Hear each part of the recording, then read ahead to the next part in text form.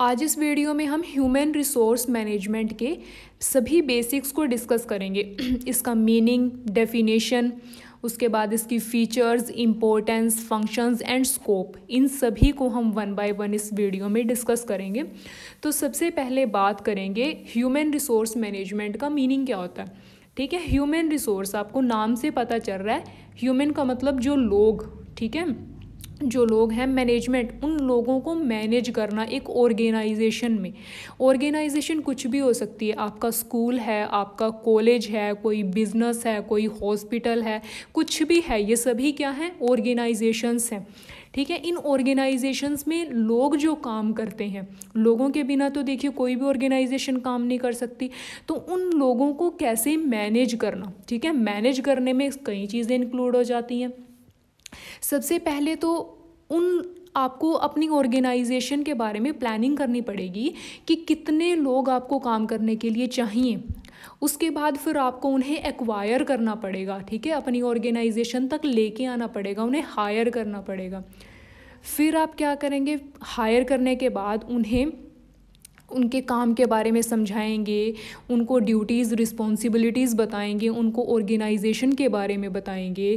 फिर वो लोग काम करेंगे, ठीक है, उनको आप ट्रेनिंग भी देंगे। अगर किसी स्पेसिफिक टेक्नोलॉजी के बारे में उन्हें बताना है या कुछ स्पेसिफिक उन्हें एक्टिविटी के बारे में उन्हें बताना है, सिखाना है, तो आप क्या करेंगे, ट्रेनिंग देंगे, उनको डेवलप करेंगे, उनको मेंटेन करके रखेंगे कि वो आप ही की ऑर्गेनाइजेशन में काम करें, जो एक अच्छा टैलेंट है। क्योंकि एक ऐसा पर्सन जिसके पास अच्छी स्किल है, नॉलेज है, उसे तो और भी 10 जगह जॉब मिल जाएगी। ठीक है, तो आप अपनी ऑर्गेनाइजेशन में कैसे एक अच्छे व्यक्ति को, अच्छे एम्प्लॉय को रोक कर रखेंगे, मेंटेन करके रखेंगे, क्योंकि आपको भी तो बेस्ट जो कैपेबिलिटी वाला पर्सन है वही चाहिए ना अपनी ऑर्गेनाइजेशन के लिए। ठीक है, उसके बाद परफॉर्मेंस अप्रेजल होता है। आप देखेंगे कि किस किस एम्प्लॉय ने कितना अच्छा काम किया है, किसने अच्छा काम नहीं किया है। जिसने अच्छा काम नहीं किया तो उन्होंने क्यों नहीं किया, क्या उन्हें ट्रेनिंग की ज़रूरत है। तो ये सारी की सारी चीज़ें जो है ह्यूमन रिसोर्स मैनेजमेंट के अंदर इंक्लूड होती हैं। ठीक है, वन बाय वन सभी चीज़ों को डिस्कस करेंगे। सबसे पहले फीचर्स क्या होती हैं ह्यूमन रिसोर्स मैनेजमेंट की। देखिए, फीचर्स आ जाएं, नेचर आ जाए, कैरेक्टरिस्टिक्स आ जाए, तो सभी में आपने यही पॉइंट्स लिखने हैं। सबसे पहली बात आ जाती है यूनिवर्सल। यूनिवर्सल का मतलब होता है जो कि ऐसी ये एक टर्म है जो कि हर जगह यूज़ होती है। मैंने पहले भी बोला था कि चाहे स्कूल है, चाहे आपका कॉलेज है, एजुकेशन जो फील्ड है उसमें आ गई, या फिर कोई बिज़नेस है, ठीक है, कोई फैक्ट्रीज़ हैं या बड़े बड़े बिज़नेस हैं, ठीक है, कंपनीज़ हो गई, या फिर हेल्थ से रिलेटेड जैसे हॉस्पिटल्स हो गए। तो जहाँ हर जगह देख लीजिए, आप किसी भी फील्ड में देख लीजिए, किसी भी एरिया में देख लीजिए, लोग आपको काम करते हुए मिलेंगे, है ना। तो इट्स ऑल अबाउट पीपल। और जहाँ पे भी लोग हैं, जहाँ पे भी लोगों से काम करवाना है, तो वहाँ पे ह्यूमन रिसोर्स मैनेजमेंट काम करेगी ही काम करेगी। ठीक है, तो ये यूनिवर्सल है, हर जगह ये जो है कॉन्सेप्ट आपका काम करेगा। नेक्स्ट हमारे पास सेकंड पॉइंट आ जाता है फीचर्स का, पीपल ओरिएंटेड। देखिए, नाम से ही पता चल रहा है ह्यूमन रिसोर्स मैनेजमेंट। ह्यूमन का मतलब क्या होता है, लोग। ठीक है, तो पीपल से रिलेटेड है। तो लोगों को कैसे मेंटेन करके रखना है, कैसे एक्वायर करना है, कैसे डेवलप करना है, कैसे उनको काम करने के लिए मोटिवेट करना है कि वो अच्छे से काम करें। देखिए, बहुत सारे लोग ऐसे होते हैं, काम कर सकते हैं लेकिन वो काम नहीं करते हैं। ठीक है, तो उनको कैसे मोटिवेट करना कि वो अपना बेस्ट दें, अपना बेस्ट तरीके से वो काम करें। तो थर्ड पॉइंट हमारे पास आ जाता है एक्शन ओरिएंटेड। एक्शन ओरिएंटेड में क्या होता है कि जो ह्यूमन रिसोर्स मैनेजमेंट है वो किसके बारे में है, किसके बारे में है, वो लोगों को मैनेज करने के बारे में। लोग कौन, एम्प्लॉयज़, एक ऑर्गेनाइजेशन के एम्प्लॉयज़ हैं, उनको मैनेज करने के बारे में। ठीक है, उनकी प्रॉब्लम्स को सॉल्व करना है, वो भी ऑर्गेनाइजेशन का ही काम है। ऑर्गेनाइजेशन के जो एम्प्लॉयर्स हैं, एम्प्लॉयर्स होते हैं, उन्हीं का काम है। ठीक है, तो ये पैसिव नहीं है, एक्टिव है। ठीक है, एक्टिव चीज़ है, मतलब लोग जो हैं हमेशा उनकी ज़रूरतें चेंज होती रहती हैं, हमेशा उनकी जो एक्सपेक्टेशंस हैं वो चेंज होती रहती हैं। तो एक्शन आपको हर टाइम पे लेना पड़ेगा। क्योंकि सिचुएशंस जो हैं इन्वायरमेंट में भी, ऑर्गेनाइजेशन में भी चेंज होती रहती हैं चीज़ें। तो ठीक है, तो आपको एक्शन लेना पड़ेगा टाइम टू टाइम, उनकी प्रॉब्लम्स को भी सॉल्व करना पड़ेगा। तो इसीलिए इसे क्या बोला गया है, एक्शन ओरिएंटेड। नेक्स्ट हमारे पास है गोल ओरिएंटेड।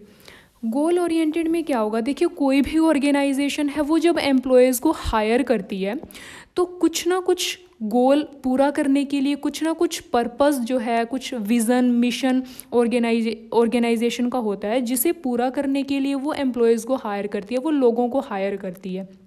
ठीक है, अब उन लोगों से उस गोल को कैसे पूरा करवाना है, it's all about human resource management.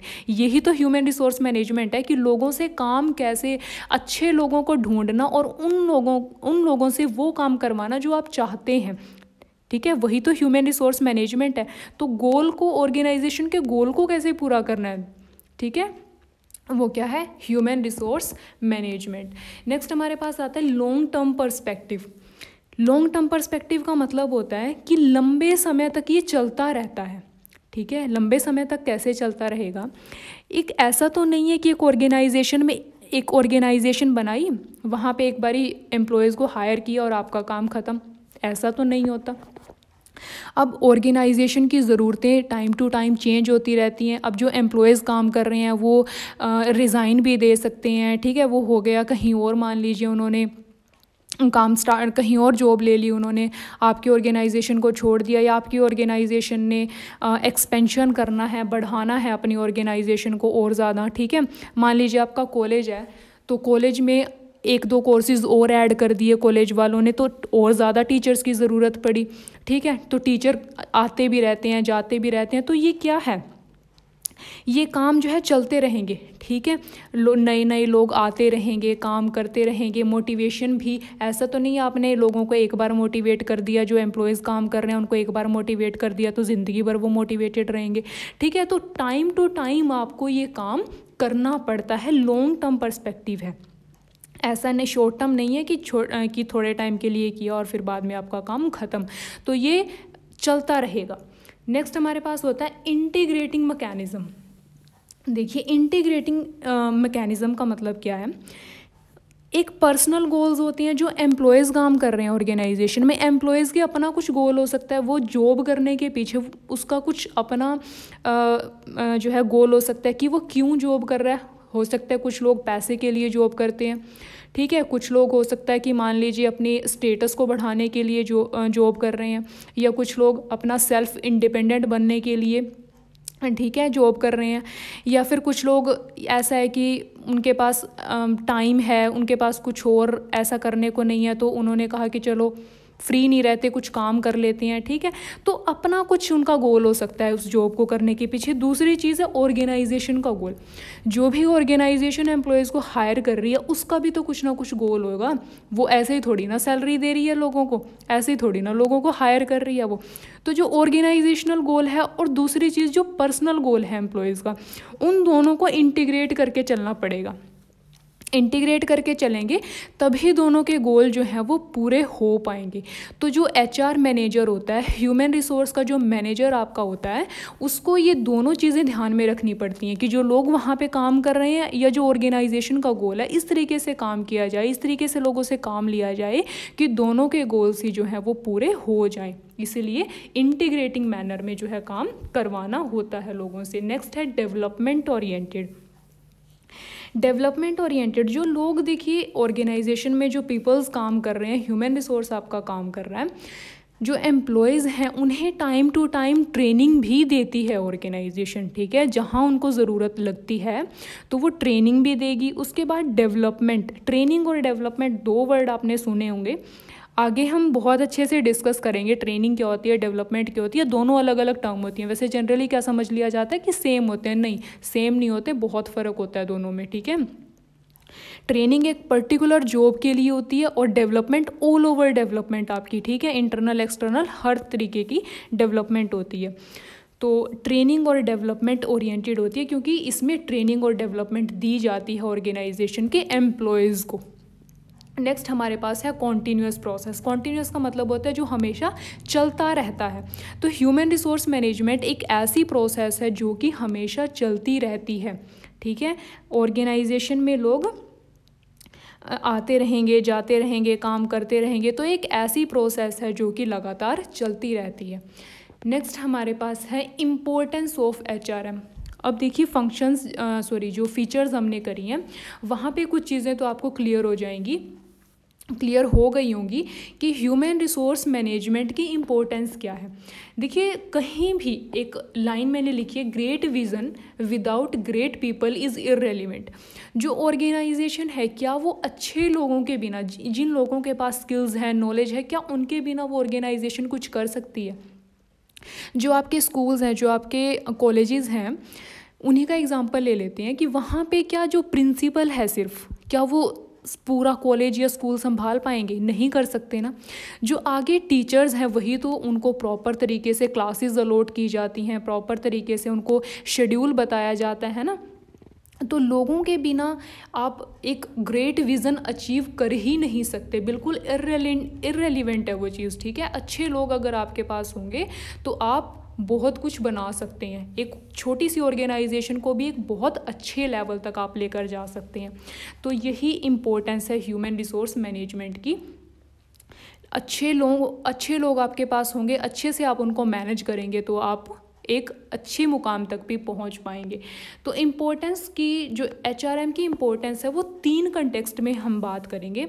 सबसे पहले है ऑर्गेनाइजेशनल सिग्निफिकेंस, सोशल सिग्निफिकेंस और फिर प्रोफेशनल सिग्निफिकेंस। मतलब इन तीनों में क्या होगा कि एक ऑर्गेनाइजेशन के लिए ह्यूमन रिसोर्स मैनेजमेंट कैसे इंपॉर्टेंट है, फर्स्ट पॉइंट में डिस्कस करेंगे। सेकंड पॉइंट में डिस्कस करेंगे कि सोसाइटी के लिए ह्यूमन रिसोर्स मैनेजमेंट कैसे सिग्निफिकेंट है, कैसे सोसाइटी के लिए ह्यूमन रिसोर्स मैनेजमेंट इम्पोर्टेंट है। उसके बाद है प्रोफेशनल सिग्निफिकेंस, ठीक है, कि जो प्रोफेशन है आपका उसके लिए कैसे इम्पोर्टेंट है। एक एक करके डिस्कस करेंगे। सबसे पहले बात करेंगे कि जो ऑर्गेनाइजेशन है जो एम्प्लॉयज़ को हायर कर रही है उसके लिए ह्यूमन रिसोर्स मैनेजमेंट कैसे इम्पोर्टेंट है, क्या सिग्निफिकेंस है इसकी ऑर्गेनाइजेशन के लिए। देखिए जो ऑर्गेनाइजेशन है वो लोगों को हायर करेगी ताकि ऑर्गेनाइजेशन अपने गोल्स को अचीव कर पाए, ठीक है। जो भी गोल है ऑर्गेनाइजेशन का वो अच्छे से उसको क्या कर पाए, अचीव कर पाए, और लोगों को जो उनकी एफिशिएंसी है प्रॉपर तरीके से उनको बढ़ाया जा सके, ठीक है। एफिशिएंट ह्यूमन रिसोर्स उन्हें मिले। तो पॉइंट्स में थोड़ा सा डिस्कस करते हैं कि क्या क्या पॉइंट्स आप इसमें इंक्लूड कर सकते हो। सबसे पहले तो HRM हेल्प करता है एक अच्छे जो ह्यूमन रिसोर्स है उसको आइडेंटिफाई करने में, ठीक है। सबसे पहले तो देखिए आप रिक्वायरमेंट देखते हैं, तो ये चीज़ जो रिक्वायरमेंट आप देखते हैं तो वो HRP ह्यूमन रिसोर्स प्लानिंग जो एक टर्म यूज़ की जाती है ह्यूमन रिसोर्स मैनेजमेंट में, वहाँ पे आप क्या करते हैं, वहाँ पे आप आइडेंटिफाई करते हैं कि कितने लोगों की ज़रूरत आपकी ऑर्गेनाइजेशन को है, ठीक है। तो आप आइडेंटिफाई कर सकते हैं प्रॉपर तरीके से ह्यूमन रिसोर्स की रिक्वायरमेंट को। सेकंड पॉइंट है कि आप कैपेबल और एफिशिएंट जो ह्यूमन रिसोर्स है, ठीक है, ऐसा ह्यूमन रिसोर्स जो कि अच्छे से आपको काम करके दे, उसकी अवेलेबिलिटी को आप इंश्योर कर सकते हैं HRM के थ्रू। नेक्स्ट पॉइंट हम यहाँ पे कर सकते हैं, जो भी रिसोर्सेज हैं ऑर्गेनाइजेशन के उनको प्रॉपर तरीके से, इफ़ेक्टिव तरीके से, ऑप्टिमम तरीके से यूटिलाइज़ करना, ठीक है, ताकि कॉस्ट कम से कम आए और ज़्यादा से ज़्यादा आउटपुट मिल सके हम ऑर्गेनाइजेशन को। नेक्स्ट पॉइंट हम यहाँ पे लिख सकते हैं कि इंडिविजुअल गोल्स और ऑर्गेनाइजेशनल गोल्स, हमने फीचर में किया था ना, इंटीग्रेटिंग मैकेनिज्म में किया था कि इंडिविजुअल गोल्स और जो ऑर्गेनाइजेशन के गोल्स हैं दोनों को इंटीग्रेट भी किया जा सकता है ह्यूमन रिसोर्स मैनेजमेंट की हेल्प से। ये काम किसका होता है, दोनों के गोल्स को इंटीग्रेट करना, ये काम होता है HR मैनेजर का, जो कि ह्यूमन रिसोर्स मैनेजर होता है। नेक्स्ट हमारे पास है एम्प्लॉयज़ के बीच में कोऑपरेशन बनाए रखने का काम, ठीक है, ये भी किसका होता है, HR मैनेजर का काम होता है। नेक्स्ट है जो यूनियन मैनेजमेंट रिलेशंस हैं उनको अच्छे बनाए रखना, क्योंकि जो ट्रेड यूनियंस होती हैं आपको पता होगा, जो पीपल्स जो एम्प्लॉयज़ ऑर्गेनाइजेशन में काम कर रहे हैं उनके फेवर में वो बोलती हैं, तो उनके साथ भी रिलेशनशिप अच्छे बनाए रखना। अगर आप लोगों को अच्छे से वहाँ पे ट्रीट करेंगे, प्रॉपर तरीके से एनवायरनमेंट प्रोवाइड करेंगे, तो ट्रेड यूनियंस भी आपके फेवर में ही रहेंगी। ठीक है, वो क्यों आपके डिसफेवर में जाके वो आपके खिलाफ कुछ कदम नहीं उठाएंगे ना, अगर आप लोगों को अच्छे से ट्रीट करोगे। उसके बाद है प्रॉपर आपको ऐसे एम्प्लॉयज़ HRM प्रोवाइड कराएगी। HRM यानी कि ह्यूमन रिसोर्स मैनेजमेंट की जो पूरी प्रोसेस है उसकी मैं यहाँ बात कर रही हूँ। आपको एक्सपीरियंस्ड एम्प्लॉयज़ जो है वो प्रोवाइड करा के देगी। नेक्स्ट हमारे पास आ जाता है it helps in developing HR policies. ठीक है, ह्यूमन रिसोर्स की भी कुछ पॉलिसीज़ होती हैं जिनको डेवलप करने में आपका HRM जो है वो हेल्प करता है। और सबसे बड़ी चीज़, ऑर्गेनाइजेशन के गोल्स को पूरा करने में, गोल्स को अचीव करने में कौन हेल्प करता है? आपका HRM हेल्प करता है। ठीक है, ऑर्गेनाइजेशन के लिए जो सिग्निफिकेंस थी HRM की वो आई होप आपको समझ आई होगी। नेक्स्ट हम डिस्कस करते हैं सोशल सिग्निफिकेंस, यानी सोसाइटी के लिए HRM कैसे इम्पोर्टेंट है। देखो भाई, जो सोसाइटी है उसको क्या चाहिए कि जो एक ऑर्गेनाइजेशन है वो इस तरीके से ह्यूमन रिसोर्स को यूज़ करे, एथिकल वे में यूज़ करे। ठीक है, जो एथिक्स होते हैं उनका वो प्रॉपर यूज़ करे और जो एम्प्लॉयज़ हैं उनके साथ। उसके बाद है एम्प्लॉयमेंट अपॉर्चुनिटीज़ भी मिलेगी सोसाइटी को। ठीक है, अब HR की कितनी सारी जॉब्स हैं आपको पता होगा, आज के टाइम में HR की बहुत सारी जॉब्स हैं और अच्छी खासी सैलरी जो है ऑर्गेनाइजेशंस उनको दे रही हैं HR मैनेजर्स को, तो ऑब्वियसली एम्प्लॉयमेंट अपॉर्चुनिटी भी बढ़ी है ना। और उसके बाद हमारे पास होता है developing the skill and knowledge of human resource of the society and nation. तो लोगों की स्किल और नॉलेज भी बढ़ेगी। ठीक है, तो सोसाइटी को इस चीज़ से भी फ़ायदा होगा। क्यों? क्योंकि लोगों की स्किल भी बढ़ रही है, लोगों की नॉलेज बढ़ रही है। कैसे बढ़ रही है? क्योंकि ऑर्गेनाइजेशंस क्या देती हैं? ट्रेनिंग एंड डेवलपमेंट प्रोग्राम्स अपने वो चलाती हैं, तो लोगों को क्या मिलेगी? स्किल भी मिलेगी, नॉलेज भी मिलेगी। ठीक है, उसके बाद होता है प्रॉपर यूटिलाइजेशन ऑफ रिसोर्सेज। अब जो रिसोर्सेज, जो सोसाइटी के रिसोर्सेज हैं वो कौन यूज़ कर रही है? ऑर्गेनाइजेशन यूज़ कर रही है। तो प्रॉपर तरीके से यूज़ करवाना, ऑप्टिमम तरीके से, ताकि वो जो रिसोर्सेज हैं सोसाइटी के वो वेस्ट ना हो। ठीक है, तो सोसाइटी को तो फ़ायदा हुआ ना कि जो रिसोर्सेज हैं वो वेस्ट नहीं हो रहे सोसाइटी के। तो और क्या कर सकते हैं इसमें यही लिख सकते हैं कि जो बाकी जो society is benefited by good HR practices of the organisation. जो भी ऑर्गेनाइजेशन की ह्यूमन रिसोर्स की प्रैक्टिसेस हैं वो अगर अच्छी होंगी तो इससे सोसाइटी को क्या होगा? फ़ायदा ही होगा। नेक्स्ट हमारे पास पॉइंट आ जाता है प्रोफेशनल सिग्निफिकेंस। प्रोफेशनल सिग्निफिकेंस क्या होती है? एक हेल्दी वर्क इन्वायरमेंट मिलता है। ठीक है, जो भी एम्प्लॉयज़ काम कर रहे हैं उनको एक अच्छा इन्वायरमेंट मिलेगा काम करने के लिए, ताकि वो अपनी जो स्किल्स हैं, अपनी नॉलेज है, उनको प्रॉपर तरीके से यूटिलाइज कर सके। दूसरी चीज़, उन्हें अपनी कैरियर प्लानिंग में भी हेल्प हो जाती है। देखिए, जो भी एम्प्लॉयज़ काम कर रहे हैं सभी अपने कैरियर के लिए कहीं ना कहीं चिंतित होते हैं। ठीक है, तो हमारे आगे हम क्या करेंगे, हमारी सैलरी बढ़ेगी नहीं बढ़ेगी, ग्रोथ पर जो है पर्सपेक्टिव सभी देखते हैं कि किस जॉब में कितनी ग्रोथ है नहीं है। तो वो सारी चीज़ें ऑर्गेनाइजेशन भी इन चीज़ों में हेल्प करती है आपको प्रॉपर तरीके से कैरियर प्लानिंग के लिए। वो आपको टाइम टू टाइम प्रोग्राम्स चलाती है और उनके बारे में फिर आपको बताते हैं वो। ठीक है, और एक और इम्पॉर्टेंट चीज़ यहाँ पे पॉइंट आप लिख सकते हैं, टीम स्पिरिट, या टीम में काम करना वो सिखाती है आपको। ठीक है, क्योंकि एक ऑर्गेनाइजेशन में ऐसा तो नहीं है सिर्फ एक ही पर्सन काम करेगा, बहुत सारे लोग काम करते हैं, तो एक टीम स्पिरिट वो आपको सिखाती है। उसके बाद है functions of human resource management. अब फंक्शंस क्या हैं ह्यूमन रिसोर्स मैनेजमेंट के? इसमें है हमारे पास 2 सब कैटेगरीज में हम इसके फंक्शंस को डिस्कस करेंगे। सबसे पहला है मैनेजरियल फंक्शंस और दूसरा है ऑपरेटिव फंक्शंस। ठीक है, मैनेजरियल फंक्शंस, देखिए मैनेजमेंट के 12th में जो बिजनेस स्टडीज़ में आपने पढ़ा होगा, मैनेजमेंट के 5 जो बेसिक फंक्शंस होते हैं वो कौन कौन से होते हैं? Planning, organising, staffing, directing and controlling. तो ह्यूमन रिसोर्स की जो सब कैटेगरी हमारे पास आई मैनेजरियल फंक्शंस की, यहाँ पे भी हम इन्हीं 5 फंक्शंस को डिस्कस करेंगे। कैसे HRM में इनको कैसे हमने डिस्कस करना है, देखिए सबसे पहले होता है प्लानिंग। जो ह्यूमन रिसोर्स की है वो सबसे पहले प्लानिंग की जाती है। ऐसे ही नहीं किसी को भी हायर कर लिया जाता ऑर्गेनाइजेशन में। सबसे पहले देखा जाता है कि ऑर्गेनाइजेशन जो है फ्यूचर में किस तरीके के काम करेगी, ठीक है। उस काम को करने के लिए ऑर्गेनाइजेशन को कितने लोगों की ज़रूरत है, या फिर कितनी क्वांटिटी में ज़रूरत है और किस क्वालिटी की ज़रूरत है, यानी कितनी क्वालिफ़िकेशन उन लोगों के पास होनी चाहिए जो ऑर्गेनाइजेशन हायर करेगी, ठीक है। तो हर चीज़ की पहले प्रॉपर तरीके से प्लानिंग की जाती है। प्लानिंग करने के बाद ही बाकी जो एक्टिविटीज़ हैं वो की जाती हैं।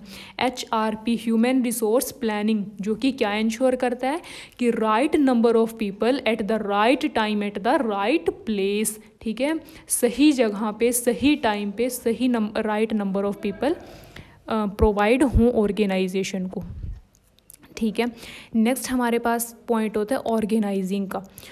ऑर्गेनाइजिंग में क्या है, देखिए यहाँ पे एस्टेब्लिश किए जाते हैं प्रॉपर रिलेशनशिप्स, किसके बीच में, एम्प्लॉयज़ के बीच में और फिज़िकल रिसोर्सेज के बीच में, ठीक है। यहाँ पे 3 इंपॉर्टेंट कंस्टिट्यूएंट्स होते हैं ऑर्गेनाइजेशन में। 3 कौन से, work, employ and physical resources.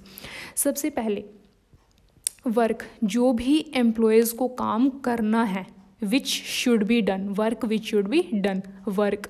दूसरी चीज़ आ जाती है एम्प्लॉयज़, यानी कि लोग जो उस काम को करेंगे, ठीक है, जिनके द्वारा वो काम किया जाएगा। और तीसरी चीज़ आई फिज़िकल रिसोर्सेज, यानी वो रिसोर्सेज, वो टूल्स, टेक्निक्स जिन्हें यूज़ करके एक एम्प्लॉय काम को करेगा। 3 चीज़ें होगी, वर्क जो काम किया जाएगा, दूसरी चीज़ हो गई एम्प्लॉयज़, ठीक है, जो काम करेंगे, और थर्ड हो गई फिज़िकल रिसोर्सेज, वो टूल्स जिन्हें यूज़ करके एम्प्लॉय वर्क को करेगा, ठीक है। तो ये जो 3 कंस्टिट्यूएंट्स होती हैं, इनके बीच में प्रॉपर रिलेशनशिप को एस्टेब्लिश करना ही क्या होता है, ऑर्गेनाइजिंग, ठीक है।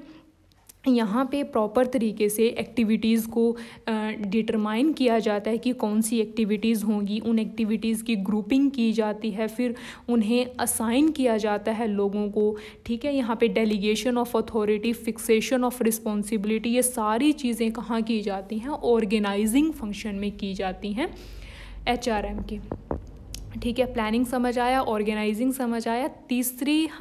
तीसरा जो फंक्शन है वो क्या है, वो है स्टाफिंग, ठीक है। स्टाफिंग, देखिए जो एक ऑर्गेनाइजेशन की सक्सेस और फेलियर है वो किसके ऊपर डिपेंड करती है, ऑर्गेनाइजेशन में जो लोग काम करते हैं उनकी कैपेबिलिटी के ऊपर, ठीक है। जो ऑर्गेनाइजेशन में लोग काम कर रहे हैं कि वो कैपेबल हैं या नहीं है उस काम को करने के लिए, उसके ऊपर डिपेंड करती है ऑर्गेनाइजेशन की सक्सेस या फेलियर, कि ऑर्गेनाइजेशन सक्सेस होगी या फेल हो जाएगी, ठीक है।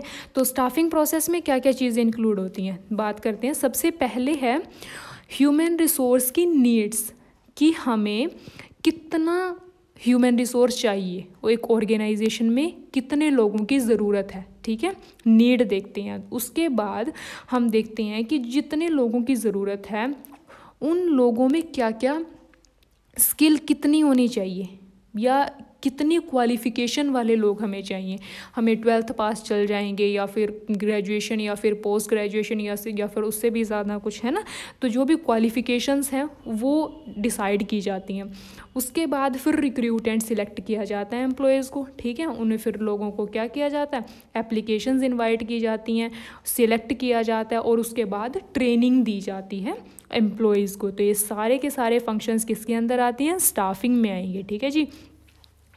Human resource planning, recruitment, selection, training, development, तो ये सारी चीज़ें जो हैं ये कॉन्टीन्यूस बेसिस पे एक ऑर्गेनाइजेशन में चलती रहती हैं, जो कि स्टाफिंग के अंदर इंक्लूड होती हैं, ठीक है। स्टाफिंग समझ आया। नेक्स्ट हमारे पास पॉइंट है डायरेक्टिंग का। डायरेक्टिंग, देखिए नाम से पता चल रहा है, डायरेक्टिंग एक डायरेक्शन।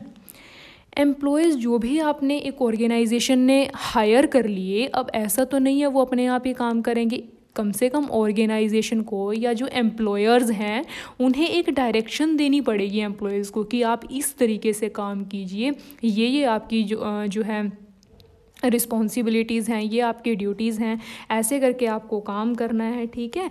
आपको अपना ये वाला गोल अचीव करना है, इतने टाइम के अंदर करना है, प्रॉपर तरीके से उन्हें डायरेक्शन दी जाती है। और दूसरी इंपॉर्टेंट चीज़ है डायरेक्टिंग के अंदर मोटिवेशन। उन लोगों को जो एम्प्लॉयज़ हायर किए ऑर्गेनाइजेशन ने उनको बार बार मोटिवेट किया जाता है काम करने के लिए, ठीक है, ताकि वो एफिशिएंट मैनर में काम करें और ऑर्गेनाइजेशन के गोल को वो अचीव करके दें, ठीक है। और क्या क्या कंपोनेंट्स होते हैं डायरेक्टिंग के, वो होते हैं direct and command the subordinates, ठीक है। एक जो सबॉर्डिनेट है, जो एम्प्लॉयज़ हैं, उन्हें डायरेक्शन दी जाती है, कमांड दी जाती है, उन्हें गाइड भी किया जाता है, एजुकेट भी किया जाता है, और उसके बाद प्रॉपर तरीके से सुपरवाइज़ भी किया जाता है कि क्या वो लोग अच्छे से काम कर रहे हैं या नहीं कर रहे, ठीक है। उन्हें एनकरेज भी किया जाता है। तो ये सारी चीज़ें किस में इंक्लूड होती हैं, डायरेक्टिंग में। नेक्स्ट हमारे पास आ जाता है कंट्रोलिंग। देखिए कंट्रोलिंग में क्या होता है, जो प्लानिंग की थी हमने फर्स्ट स्टेप में, उसके बाद उस प्लानिंग को हमें देखना पड़ता है कि जो उस प्लानिंग के हिसाब से काम हुआ है या नहीं हुआ। अब क्या होते हैं, कुछ स्टैंडर्ड्स बनाए जाते हैं, ठीक है, पहले से कुछ प्लान्स बनाए जाते हैं। उन प्लान्स को फिर जो प्लानिंग हमने फर्स्ट पार्ट में की थी ना, वो जो प्लान्स थे ह्यूमन रिसोर्स को लेकर, उन प्लान्स को कंपेयर किया जाता है किसके साथ, एक्चुअल में जो काम हुआ है उसके साथ। फिर देखा जाता है कि क्या प्लानिंग के हिसाब से काम हुआ है। अगर प्लानिंग के हिसाब से भी बहुत और भी ज़्यादा अच्छे से काम किया ऑर्गेनाइजेशन ने, तो भाई पॉजिटिव रिजल्ट आया, है ना। अगर अच्छे से काम मतलब प्लानिंग के हिसाब से काम नहीं हुआ और भी मतलब अच्छे से काम नहीं कर पाए ऑर्गेनाइजेशन, तो वो फिर नेगेटिव चला जाएगा आपका रिज़ल्ट, ठीक है। और अगर ये था कि प्लानिंग के हिसाब से ही था तो वो चीज़ अच्छी है। तो यहाँ पे क्या किया जाता है, कंट्रोलिंग की जाती है। अगर कुछ नेगेटिव रिजल्ट देखने को मिल रहा है तो फिर क्या किया जाएगा, फिर यहाँ पे सुधार किए जाएंगे कि कहाँ, फिर कमियाँ देखी जाएंगी कि कहाँ कहाँ ड्रॉबैक्स रही हैं, कहाँ कहाँ कमियाँ रही हैं, कहाँ कहाँ लिमिटेशंस रही हैं, कैसे उनको सही करना है, ठीक है। अगर पॉजिटिव रिजल्ट रही हैं तो इस चीज़ का फ़ायदा कैसे होगा, हम देखते हैं कि कौन कौन से एरियाज़ में हमने अच्छा काम किया ताकि फ्यूचर में हम उस पॉजिटिव रिस्पॉन्स को और ज़्यादा पॉजिटिव लेकर जाएं, ठीक है। तो ये हमारे काम होते हैं कंट्रोलिंग में। पांचों के पांच फंक्शन आपको आई थिंक समझ आ गए होंगे। नेक्स्ट हमारे पास होते हैं कुछ ऑपरेटिव फंक्शंस होते हैं, ठीक है। देखिए हमने क्या किए थे, जो फंक्शंस थे ह्यूमन रिसोर्स मैनेजमेंट के, उसको दो सब कैटेगरीज में हम पढ़ रहे हैं। मैनेजरियल फंक्शंस जो 5 फंक्शन हम कर चुके हैं, planning, organising, staffing, directing, controlling. अब हम सेकेंड जो ऑपरेटिव फंक्शन है ना, इसको डिस्कस करेंगे। ऑपरेटिव फंक्शंस कौन कौन से होते हैं HRM के। सबसे पहले होता है प्रोक्योरमेंट ऑफ एम्प्लॉयज़, ठीक है। एम्प्लॉयज़ को प्रोक्योर करना, जो भी एम्प्लॉयज़ हैं एडिक्वेट नंबर में उन एम्प्लॉयज़ को लेकर आना ऑर्गेनाइजेशन में, ठीक है, कि किस क्वालिटी के हमें एम्प्लॉयज़ चाहिए, कितनी क्वालिफ़िकेशन उनके पास होनी चाहिए, किस क्वांटिटी में चाहिए, ठीक है। रिक्रूट करना, उनको सिलेक्ट करना, तो ये सारी चीज़ें कहाँ आ जाएंगी, प्रोक्योरमेंट में। एम्प्लॉयज़ को ऑर्गेनाइजेशन तक लेकर आना, हायर करना एम्प्लॉयज़ को। नेक्स्ट हमारे पास आ जाता है development of personal. Development of personal में देखिए यहाँ पे सबसे पहले क्या किया जाता है, परफॉर्मेंस अप्रेजल होता है। अब लोगों को आपने हायर कर लिया, वो लोग अब काम कर रहे हैं ऑर्गेनाइजेशन में। अब आप क्या करोगे, अब आप देखते हो कि क्या उन्होंने अच्छा काम किया है, क्या जो काम उनको दिया गया था उन्होंने बहुत अच्छे से किया, या फिर अच्छे से बिल्कुल नहीं किया, या फिर काम ढंग से कर ही नहीं रहे जो एम्प्लॉयज़ हैं, ठीक है। उनको देखा जाता है। उसके बाद अगर वो अच्छे से काम कर रहे हैं तो उनको प्रमोशन भी दिए जाते हैं, उनको बोनस भी दिया जाता है ना। और अगर अच्छे से काम नहीं कर रहे तो या तो उन्हें ऑर्गेनाइजेशन से हटा दिया जाता है, या तो फिर क्या, अगर ऑर्गेनाइजेशन को लगता है कि ट्रेनिंग की ज़रूरत है तो फिर उन एम्प्लॉयज़ को ट्रेनिंग भी दी जाती है, ठीक है। तो यहाँ से पता चल जाता है कि क्या उन्हें ट्रेनिंग की ज़रूरत है, तो फिर प्रॉपर तरीके से उन्हें ट्रेनिंग जो है वो दी जाती है, अगर ऑर्गेनाइजेशन को लगता है कि ज़रूरत है एम्प्लॉयज़ को इस चीज़ की, ठीक है। ऐसे क्या किया जाता है, डेवलपमेंट किया जाता है। पर्सनल मतलब एम्प्लॉयज़ ही होते हैं, ठीक है। तो डेवलप किया जाता है किसको, एम्प्लॉयज़ को। नेक्स्ट हमारे पास है पॉइंट कंपनसेशन फंक्शन। कंपनसेशन मतलब है जो ऑर्गेनाइजेशन हायर कर रही है लोगों को, वो कुछ ना कुछ सैलरी, कुछ ना कुछ पैकेज, वेजेस ये भी तो देती है ना एम्प्लॉयज़ को। तो जो प्रॉपर तरीके से एडिक्वेट वेजेस या जो सैलरी है वो दिए जाएं, उनका प्रोविज़न अच्छे से होना चाहिए ऑर्गेनाइजेशन में। अगर आप सही तरीके से सैलरी नहीं दे रहे हो, ठीक है, उनकी एक्सपेक्टेशन के हिसाब से आप उनको सैलरी नहीं दोगे, तो वो बहुत जल्दी आपके ऑर्गेनाइजेशन को छोड़ के किसी दूसरी ऑर्गेनाइजेशन को ज्वाइन कर लेंगे। ठीक है, तो आपको ऐसा भी नहीं है कि बहुत ज़्यादा सैलरी आप दे रहे हो, फिर तो ऑर्गेनाइजेशन को भी लॉस होगा। तो आपको एक प्रॉपर तरीके से एडिक्वेट, जो ना कम हो ना ज़्यादा हो, ठीक है, एडिक्वेट जो सैलरी है, वेजेस हैं, वो आपको डिसाइड करनी पड़ेंगी। और कुछ जो गवर्नमेंट की पॉलिसीज़ होती हैं उनको भी आपको ध्यान में रखना पड़ेगा, ये सैलरी या जो कंपनसेशन है उसको डिसाइड करते टाइम। ठीक है, नेक्स्ट हमारे पास आ जाता है इंटीग्रेशन। इंटीग्रेशन होता है एम्प्लॉयज़ का भी और ऑर्गेनाइजेशन के, दोनों के जो गोल्स होते हैं, ताकि वो ऐसे HR मैनेजर को इस तरीके से काम करना होता है, इस तरीके से पीपल्स को मोटिवेट करना होता है कि वो अपने पर्सनल गोल्स के साथ साथ ऑर्गेनाइजेशन के जो गोल्स हैं उनको भी वो अचीव करने में अपना पूरा कंट्रीब्यूशन करें। ठीक है, तो दोनों के बीच में क्या होना चाहिए, इंटीग्रेशन होना चाहिए, personal goals and organisational goals दोनों के बीच में। इसे हम पहले भी डिस्कस कर चुके हैं इस पॉइंट को बहुत अच्छे से। नेक्स्ट हमारे पास है मेंटेनेंस फंक्शन। मेंटेनेंस फंक्शन में क्या होता है कि एक बार आपने एम्प्लॉय को हायर कर लिया ऑर्गेनाइजेशन में, ठीक है, अब एक ऐसा एम्प्लॉय है जिसके पास अच्छी स्किल है, अच्छी नॉलेज है, तो ज़रूरी तो नहीं है ना वो पर्सन आप ही की ऑर्गेनाइजेशन में काम करेगा। अगर उसको कहीं और ज़्यादा सैलरी, ज़्यादा पैकेज या फिर ज़्यादा अच्छा इन्वायरमेंट मिल रहा है या और अच्छी जो सर्विसेज हैं कहीं और ऑर्गेनाइजेशन में मिल रही हैं, तो वो तो वहाँ भी चला जाएगा। तो आपको क्या इंश्योर करना पड़ेगा कि जो भी एम्प्लॉयज़ अच्छे एम्प्लॉयज़ हैं, कैपेबल एम्प्लॉयज़ हैं आपकी ऑर्गेनाइजेशन में, उनको आपने अपनी ही ऑर्गेनाइजेशन में मेंटेन करके रखना है। ठीक है, तो वो कैसे करेंगे, वो आपको अच्छा इन्वायरमेंट उन्हें देंगे, अच्छी जो सही सैलरी है, एडिक्वेट सैलरी है वो आप उन्हें देंगे। अब देखिए जो गूगल कंपनी है वो कितने अच्छे से अपने एम्प्लॉयज़ को ट्रीट करती है ना, हर उनकी ज़रूरत का ध्यान रखती है। तो आपको भी, हमें सबको पता है कि गूगल कंपनी अब कितने अच्छे से सर्विसेज दे रही है अपने एम्प्लॉयज़ को। तो उनके जो एम्प्लॉयज़ हैं वहाँ पे हर कोई काम करना चाहता है कि हाँ हम गूगल कंपनी में काम करें, क्योंकि सैलरी पैकेज भी अच्छा है उनका, अच्छे से इतना ध्यान रख रही हैं वो अपने एम्प्लॉयज़ का। तो भाई सबको ही है कि भाई इन्वायरमेंट भी अच्छा मिल रहा है, इतनी खातिरदारी वहाँ हो रही है एम्प्लॉय की, तो हर कोई काम करना चाहेगा वहाँ पे। ठीक है, तो मेंटेनेंस फंक्शन कितना अच्छे से कर रहे हैं देखो। नेक्स्ट हमारे पास है सेपरेशन फंक्शन। सेपरेशन का मतलब क्या होता है, अलग हो जाना। ठीक है, एम्प्लॉयज़ का ऑर्गेनाइजेशन से अलग हो जाना। मान लीजिए जो एम्प्लॉयज़ हैं वो रिटायर हो रहे हैं, टर्मिनेट हो रहे हैं, डिस्चार्ज हो रहे हैं, सस्पेंशन हो रहे हैं, तो ये सारी चीज़ें सस्पेंशन जो सेपरेशन फंक्शन है उसमें इंक्लूड हो जाएगी। नेक्स्ट हमारे पास है career planning and development. Career planning and development में क्या होता है, जो भी कैरियर के प्लान्स हैं, एक कोई भी देखिए एम्प्लॉय है वो अपने फ्यूचर के लिए कहीं ना कहीं वो चिंतित होता है कि फ्यूचर में जो मैं जॉब कर रहा हूँ यहाँ पे क्या मुझे ग्रोथ मिलेगी या नहीं मिलेगी, ग्रोथ पर्सपेक्टिव है या नहीं है मेरी जॉब में, या फ्यूचर में सैलरी बढ़ाएंगे नहीं बढ़ाएंगे, या फ्यूचर में कहीं ऐसा तो नहीं है मुझे जॉब से निकाल दें। ठीक है, तो प्रॉपर तरीके से जो कैरियर प्लानिंग है वो भी एम्प्लॉयज़ की जाती है, ऑर्गेनाइजेशन के द्वारा की जाती है। ठीक है, नेक्स्ट हमारे पास बात करेंगे scope of human resource management की। स्कोप का मतलब क्या होता है कि ह्यूमन रिसोर्स मैनेजमेंट के अंदर क्या क्या इंक्लूड है। ठीक है, क्या क्या काम करते हैं हम ह्यूमन रिसोर्स मैनेजमेंट में, HR मैनेजर क्या क्या करता है। सबसे पहले human resource planning. Human resource planning में क्या होता है कि right type of people as and when required, जितने लोग हमें चाहिए ऑर्गेनाइजेशन में काम करने के लिए उतने हों, सही टाइम पे, सही प्लेस पे। ठीक है, तो ये सारी चीज़ें इंश्योर कराना किसका काम है, ह्यूमन रिसोर्स प्लानिंग का। मतलब देखिए नाम से पता चल रहा है प्लानिंग कर रहे हैं ह्यूमन रिसोर्स की।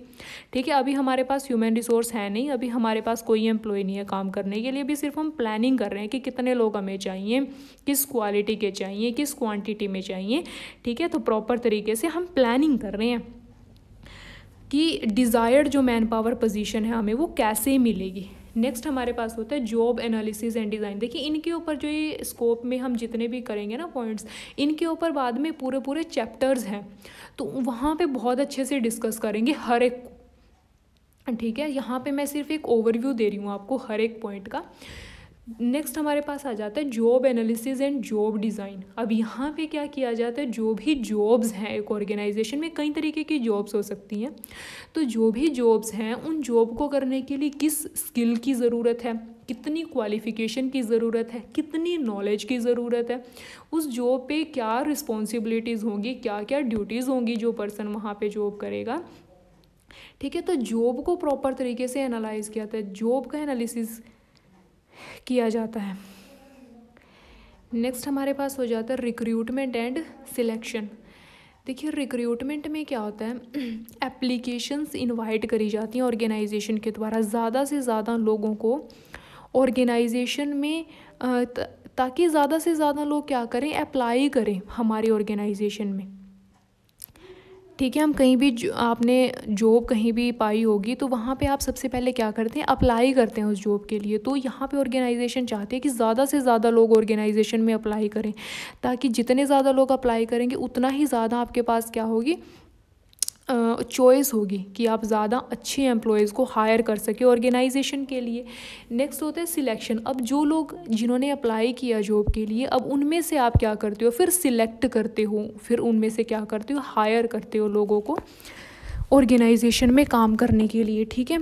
नेक्स्ट हमारे पास आ जाता है ओरिएंटेशन एंड इंडक्शन। इसमें होता है कि जो एम्प्लॉयज़ हैं उनको ऑर्गेनाइजेशन के बारे में बताया जाता है कि जो ऑर्गेनाइजेशन है उसके विज़न क्या है, मिशन क्या है, क्या कल्चर है ऑर्गेनाइजेशन का, ठीक है। ऑर्गेनाइजेशन के जो बाकी एम्प्लॉयज़ हैं उनके साथ नए एम्प्लॉयज़ को मिलाया जाता है, उनके मैनेजर के साथ मिलाया जाता है, एम्प्लॉयर्स के साथ मिलाया जाता है। तो ये सारे काम होते हैं इन ओरिएंटेशन एंड इंडक्शन में। उन्हें प्रॉपर तरीके से जॉब के बारे में बताया जाता है कि ये आपकी जॉब है, ये ऑर्गेनाइजेशन है, इतने लोग यहाँ काम कर रहे हैं। तो ये सारी चीज़ें, वर्क कल्चर क्या रहेगा, कैसा इन्वायरमेंट रहेगा ऑर्गेनाइजेशन का, ये सारी चीज़ें जो हैं इंडक्शन में बताई जाती हैं एम्प्लॉयज़ को।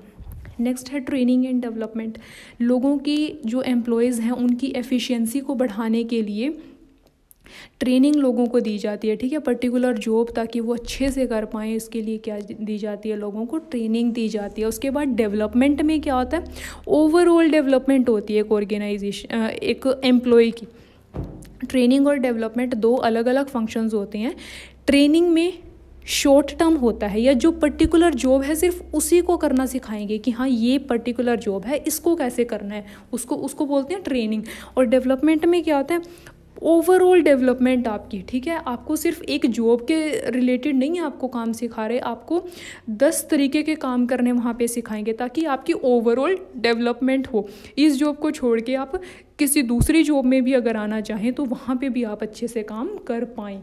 नेक्स्ट है परफॉर्मेंस अप्रेजल। जो भी एम्प्लॉयज़ ने काम किया ऑर्गेनाइजेशन में, उनकी परफॉर्मेंस को देखा जाता है कि उन्होंने काम अच्छे से किया है, नहीं किया है। अगर अच्छे से किया तो बहुत अच्छी बात है, उन्हें बोनस दिया जाता है, उन्हें प्रमोट किया जाता है। अच्छे से काम नहीं किया तो देखा जाता है कि जो ट्रेनिंग की नीड्स हैं उन्हें, तो वो ट्रेनिंग उनकी प्रोवाइड की जाती है, ठीक है। नेक्स्ट हमारे पास होता है पोटेंशियल अप्रेजल, कि जो एम्प्लॉयज़ हैं उनके अंदर और क्या क्या कैपेबिलिटीज़ हैं, ठीक है, क्या क्या इनहेरेंट कैपेबिलिटीज़ हैं उन एम्प्लॉयज़ के पास, ताकि उन्हें भी जो है ऑर्गेनाइजेशन अच्छे से यूज़ कर पाए। उन्हें और ज़्यादा ट्रेनिंग देकर या कुछ और ऐसे डेवलपमेंट के कुछ कैंपेन्स चलाकर उन्हें उनकी इनहेरेंट कैपेबिलिटीज़ को भी और ज़्यादा बढ़ावा दिया जाए, ताकि ऑर्गेनाइजेशन उनका अच्छे से यूज़ कर पाए। नेक्स्ट है कैरियर प्लानिंग। प्रॉपर तरीके से प्रोसेस होती है जहाँ पे उन लोगों को, जहाँ पे एम्प्लॉयज़ को कैरियर ग्रोथ के बारे में, कैरियर डेवलपमेंट के बारे में बताया जाता है कि कैसे और ज़्यादा आप अपने कैरियर को ग्रो कर सकते हैं, ठीक है। प्रॉपर सिस्टमेटिक प्रोसेस होती है ये, जो कि ऑर्गेनाइजेशन करवाती है अपने एम्प्लॉयज़ के लिए। नेक्स्ट है रिवॉर्ड्स एंड कंपनसेशन। देखिए जो रिवॉर्ड्स एंड कंपनसेशन है इसमें क्या है, जो सैलरी आपकी ऑर्गेनाइजेशन आपको दे रही है यहाँ पे इंट्रिंसिक भी हो सकता है, एक्सट्रिंसिक भी हो सकता है रिवॉर्ड्स। इंट्रिंसिक जो एक्सट्रिंसिक है वो तो ये होगी जो सैलरी, वेजेस, बोनस आपको मिल गए, ठीक है। इंट्रिंसिक का मतलब है जॉब इट्सेल्फ, कि जो आप जॉब कर रहे हैं क्या आप उससे खुश हैं, ठीक है। या जो जॉब आपको दी जा रही है क्या वहाँ पे जो इन्वायरमेंट है उससे आप खुश हैं, या जो, ठीक है, इंटरनली क्या आप उससे खुश हैं या नहीं हैं जॉब से, वो इंट्रिंसिक हो गया। एक्सट्रिंसिक हो गया जो फाइनेंशियल बेनिफिट्स आपको उस जॉब के साथ रिलेटेड हैं वो हो गई, ठीक है। तो रिवॉर्ड एंड कंपनसेशन हो गया। प्रॉपर तरीके से एडिक्वेट जो है सैलरी या वेजेस एक ऑर्गेनाइजेशन को यहाँ पे डिसाइड करनी चाहिए, ताकि जो एम्प्लॉय है वो डीमोटिवेट ना हो जाए अपनी सैलरी को देखकर, ठीक है। तो ये सारी चीज़ें थी आज की इस वीडियो में। आई होप आपको ये चीज़ें समझ आई होंगी। नेक्स्ट आपको किस टॉपिक पर वीडियो चाहिए वो आप हमें कमेंट में बता सकते हैं। Thank you.